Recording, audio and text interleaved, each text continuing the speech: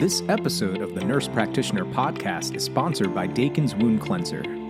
When you're treating persistent, hard-to-heal, or complex wounds, you need a solution you can trust, like Dakin's Wound Cleanser. Just how powerful is it? Dakin's Wound Cleanser has been proven to kill even highly resistant bacteria like MRSA and VRE within only 30 seconds. It's non-cytotoxic, shelf-stable for 2 years, and more cost-effective than other wound cleanser brands. When you need a solution you can count on, ask for Dakin's. This episode is made possible by the FNP Resource Center. Looking to understand how insulin impacts glucose control in real time or strategies to help overcome barriers that healthcare professionals and people with type 2 diabetes encounter when initiating mealtime insulin? Find out answers to these questions and more by visiting our diabetes resources on the FNP Resource Center. A link is provided in the episode notes.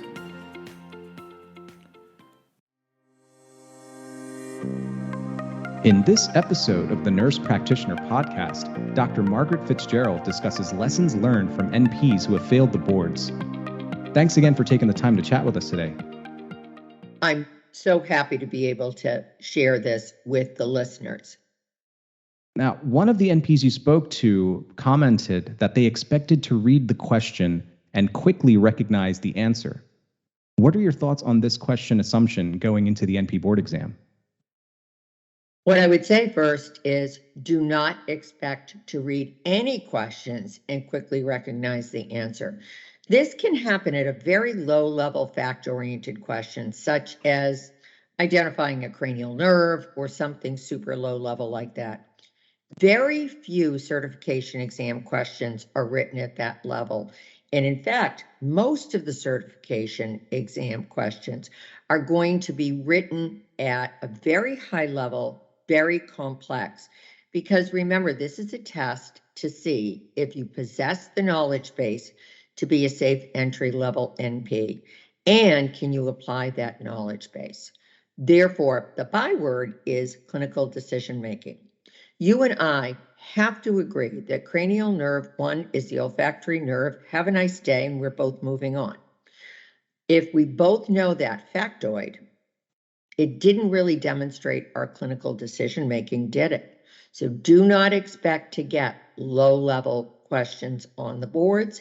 Expect you're going to need to analyze and synthesize the content of the question to come up with the right answer.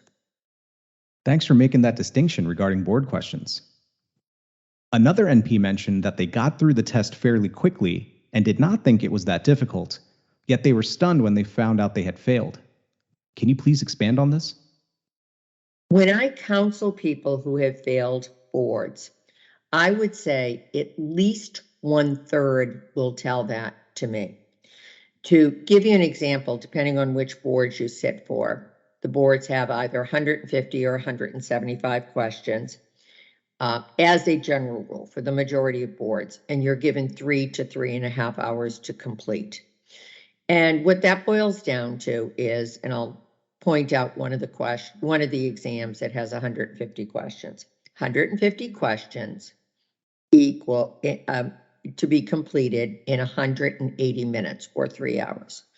So that's to allow you about a minute a question so that you can do that analysis and synthesis part of the role that's so critical to appropriate clinical decision making. And then a nice buffer of about a half an hour to go back and look at any questions you've highlighted. If a person sitting for boards finds themselves scooting through the boards very, very, very quickly, a gigantic red flag should go up. And nearly every test question has what I call a, quote, gotcha answer, or an answer that appears to be really self-evident.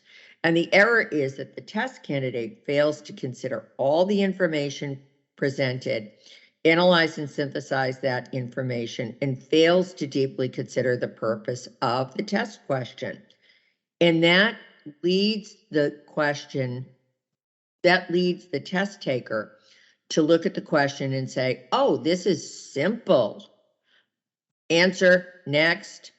And an example of that would be something along the following lines. There's a question of let's say, a woman in her late 20s with recurrent migraine. There's no red flag in the question. This isn't an emergency situation. But then it gives 4 interventions for this young woman with migraine. One of them is a triptan. So the person who's not doing the analysis and the synthesis part of the role might go, ooh, migraine, triptan. Those two match. Must be the right answer.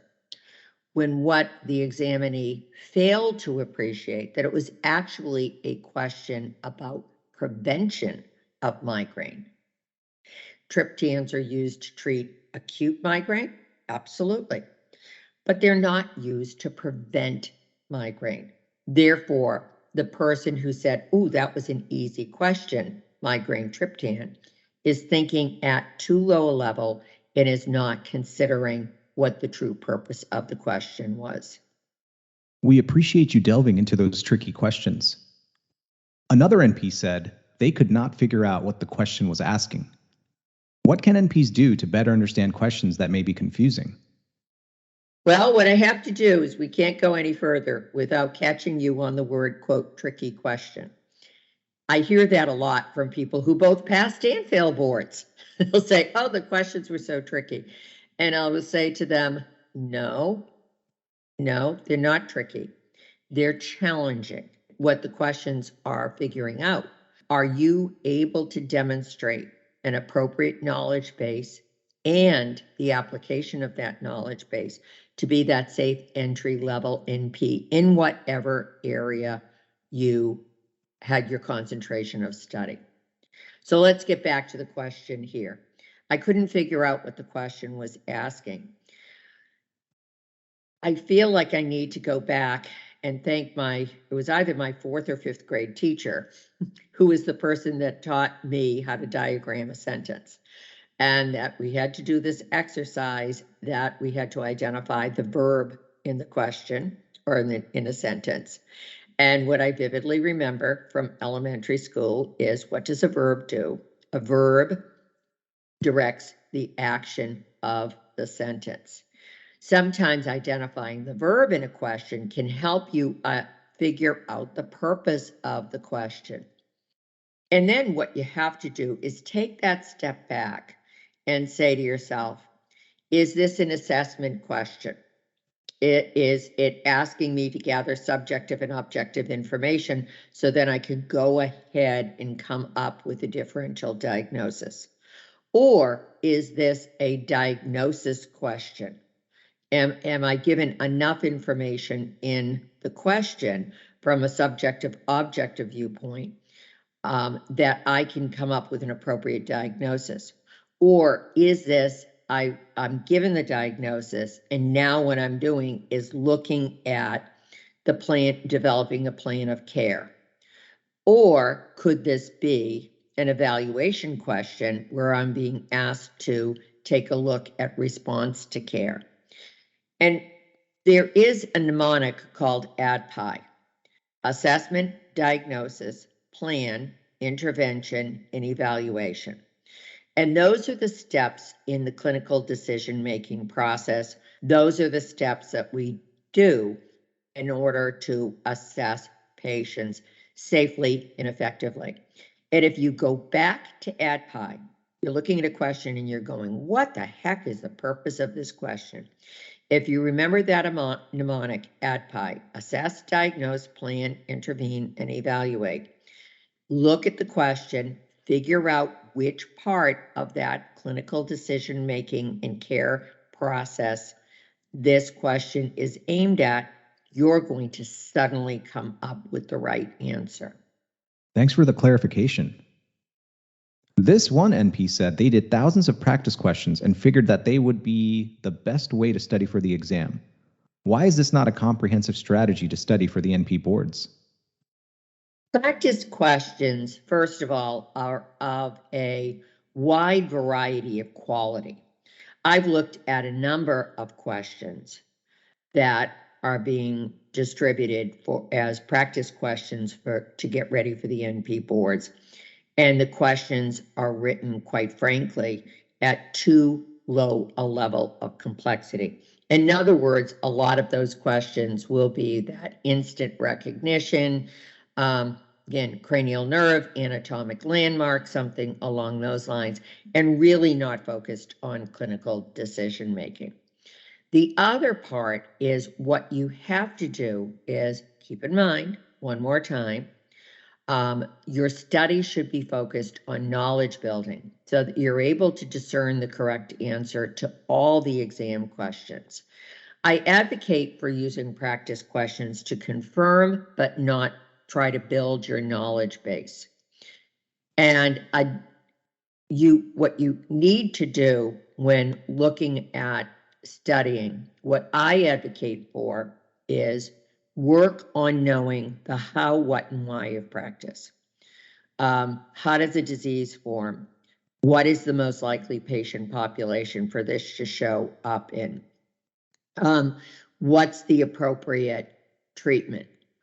How will you be able to tell if the person is responding to care?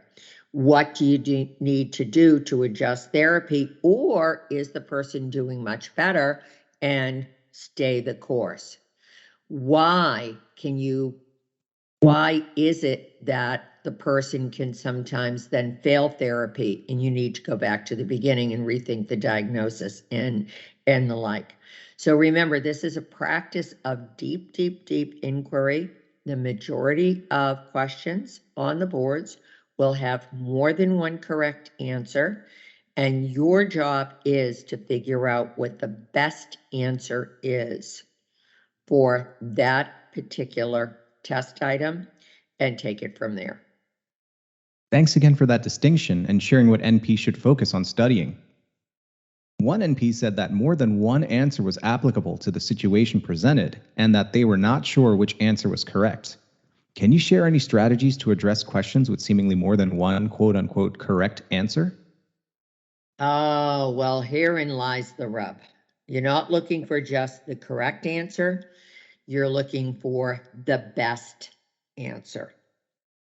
And that when I'm teaching NP review, and I've been part of a team that's helped more than 180,000 NPs achieve certification, I oftentimes point this out. I'll give the folks in the class a sample item and I'll say, okay, what's the best answer? Because all 4 responses are correct.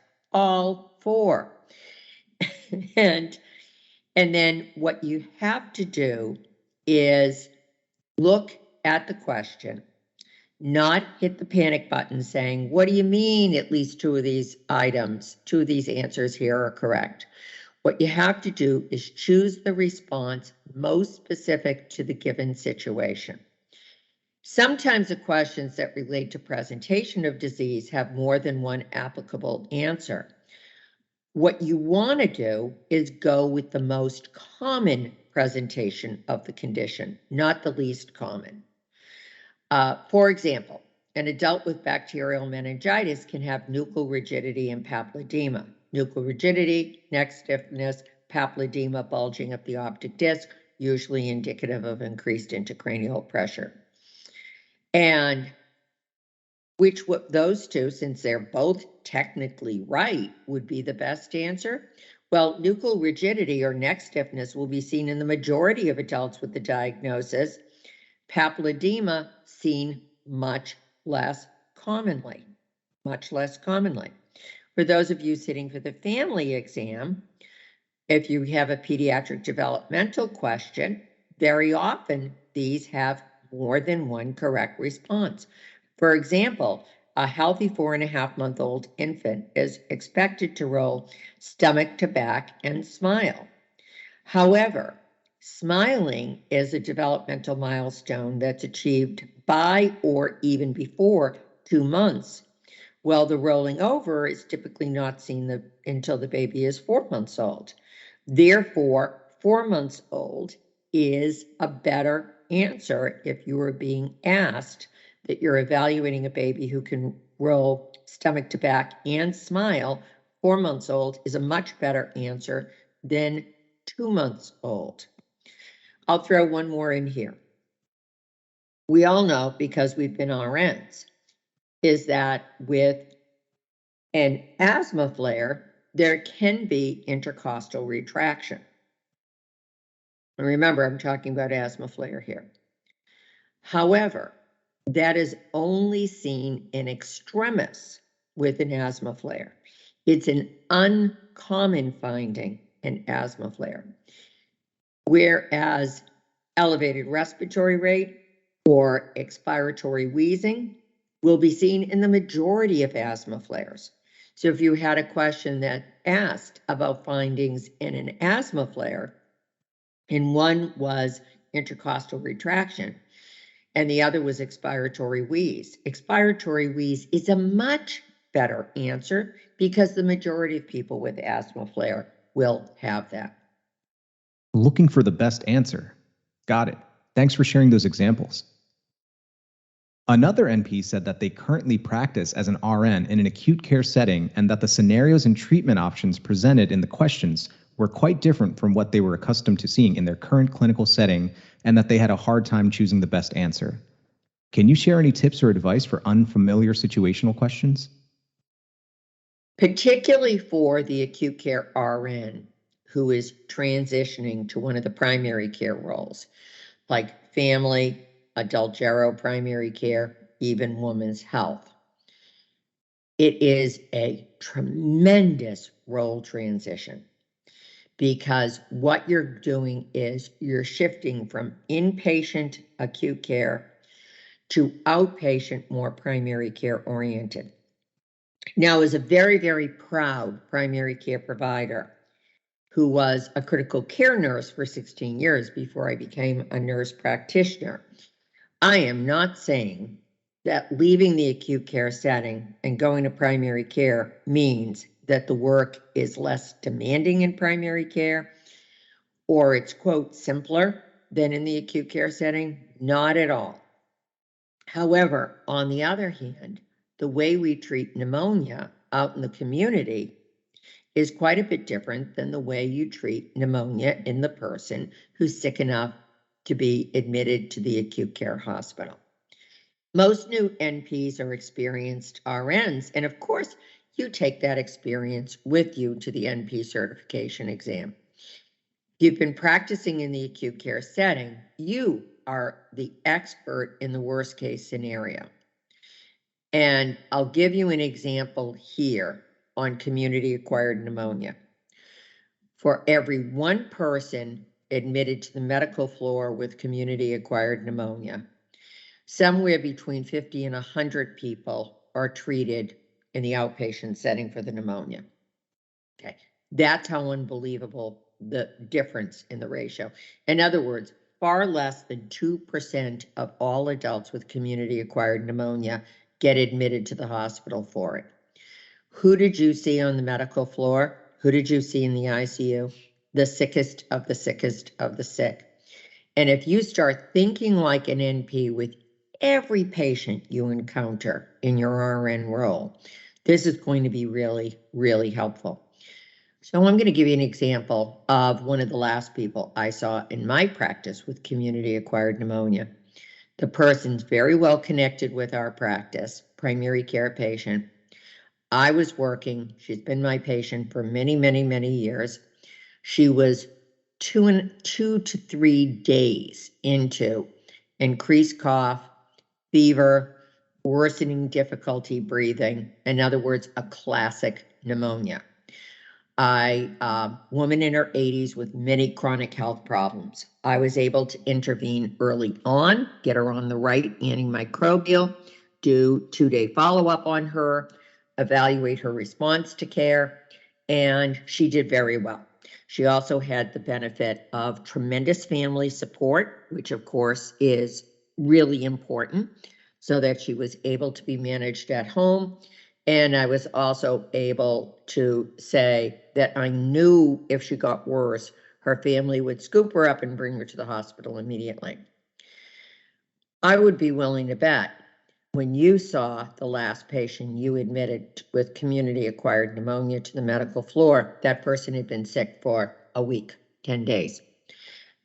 In other words, very often these are people who get treated much further into the disease process and therefore now have, shall we say, the worst case scenario.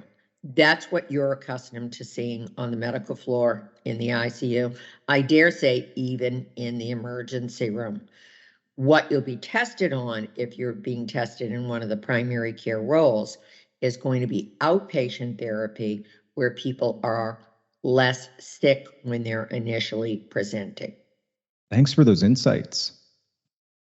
Another NP claimed that they have hard test anxiety and have always been a poor test taker. Can you provide us with some advice for folks who deal with anxiety during exams? I want you to take a big step back from labeling yourself as having hard test anxiety and always being a poor test taker. Here's the reality. You're a nurse practitioner or about ready to graduate from NP school. You have had at minimum, bare minimum, 6 years of post-high school education. Because at bare minimum, you've got a bachelor's degree and a master's degree. Some of you have 7 to 8 years of post-high school education. Plus, let me point out to you, you graduated from high school. So you've got a lot of education under your belt. If you were truly a horrible test taker, how did you get to a point today where you're eligible to sit for the NP boards? You have taken SAT, GREs, countless other tests in your undergraduate and graduate education. You passed NCLEX. You're probably certified in something at the RN level. Were any of these tests pleasant? No. However, anxiety is an anticipated part of sitting for a high stakes exam. It simply is. And if somebody said to you when you were in 4th grade and you didn't do well on a fill in the blank test, oh, I think you've got test anxiety, that person unfortunately handed you a bag of rocks to walk around with that you keep carrying as you go through your education. Put down the bag of rocks, take a look in the mirror, and admire what you have accomplished educationally. And there's a lot to admire here, tremendous amount to admire here. Sometimes we lose track of the fact that anxiety is a normal part of test taking. And rather than allowing the anxiety to overwhelm you, remember what the anxiety does. It boosts up your norepinephrine levels, which are all about focus. So you could do one thing or the other during the exam. Let the elevated levels of norepinephrine make you feel jittery, make you feel like your heart rate's up a little bit, or you could say to yourself, my norepinephrine levels are up. This is good. This is going to give me focus, and use it in that way. My major test taking tip here is the best cure for test anxiety is increasing your knowledge base. And I can't say that enough. Be able to walk into that exam with a great knowledge base, focused on ADPI and that how, what, and why of practice. And that's going to go a long, long way to relieving test anxiety. Sometimes it really does just come down to believing in yourself, huh? Exactly. And what I do need to say to people who are graduating from NP programs right now is, remember, you went to all or nearly all of your NP program during a global pandemic. No one's ever done that before. And you were a group of people who suffered with more chopped up clinical rotations than is typical, with some challenges, with some of you switched from brick and mortar learning to online learning. And to boot, the RN who does not work or doesn't practice at the RN level during their NP program is almost like a unicorn. I can't remember the last time I met an NP student who was an RN but not practicing at the RN level. You have been to school under very difficult circumstances because you not only were studying under difficult circumstances, but you were also practicing at the RN level, taking care of people who were horrifically ill with COVID-19 and being exposed to a virus that you know and I know could have killed any one of us. Thankfully, it didn't. Give yourself some grace. Cut yourself some slack. Give yourself 3 months, 6 months, if you need to get ready for your boards and work on your knowledge base. And that's going to do a tremendous amount of work to relieving your anxiety. Thanks again for the encouragement. Finally, this NP said that they graduated from a highly competitive NP program with a solid GPA and felt they were well prepared for the test, but still failed. Is there any advice or words of encouragement you can provide for folks who are not expecting to fail the NP board exam? I hear this fairly often saying, I graduated from one of those programs. It's always in the top 20, the top whatever of NP programs in the country. How the heck could I have failed boards? Your program does help prepare you for practice in boards. However, you need to anticipate additional study. Now, I teach NP review, so obviously I have a bias here that NP review is really helpful to allow you to yank this all together. At the same time, it's your job to develop that plan of study that works on building your knowledge base, honing your clinical decision-making skills, and then that's how you're going to be best able to pass the boards. Do you have any final thoughts you'd like to share? I have a few final thoughts here. And one of them is a hop off from the comment I made earlier about the acute care treatment of patients, quite a bit different than the outpatient treatment of patients. And remember that as you're changing location of care, and this would apply to a person sitting for the acute care exam who's now given a question on outpatient therapy, or this could apply to the person who is thinking like the RN and now is in the outpatient setting with nurse practitioner. Remember some of the basics with prescribing on this, and that inpatient care, outpatient care, two very, very, very different creatures, if you will. And you need to focus your study on what will show up on the boards the most often. Think more oral medications than parenteral medications. Think medications in drug classes rather than individual agents. There are a lot of considerations that you have to take in mind. Also, last but certainly not least, your RN role is very focused on evaluation. In other words, taking a look at a patient who's already had a diagnosis, who has already been treated, and ensuring that person is responding to care. As the nurse practitioner, we certainly do that evaluation process, but now we are also the assessors gathering that subjective objective information. We're now the people who are coming up with the differential diagnosis. We are now the people who are writing for the plan of care, and we're doing evaluation or response to care. Keep in mind all those parts of the clinical decision-making process. And one last comment.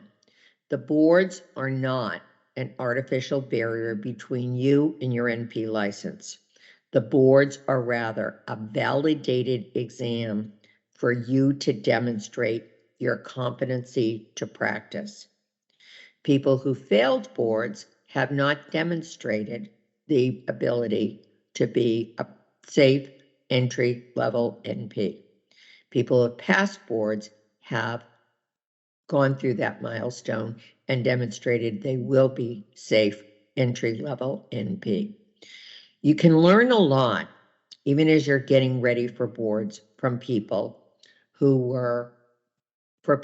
have failed boards. The tips I'm giving you have come largely from comments made to me by people who failed boards who said, I never want anyone else to suffer like I have through failing boards. Share these, and what we need to do then is thank our colleagues who were so candid with their comments so that you learn from this, and even before you sit for boards, you're going to know what can be the difficult situations to encounter on the NP boards. Dr. Fitzgerald, thanks as always for your time and exceptional advice. We look forward to having you back on the Nurse Practitioner Podcast in the future. And I greatly look forward to the honor and the privilege of sharing with you in the future. Thanks so much.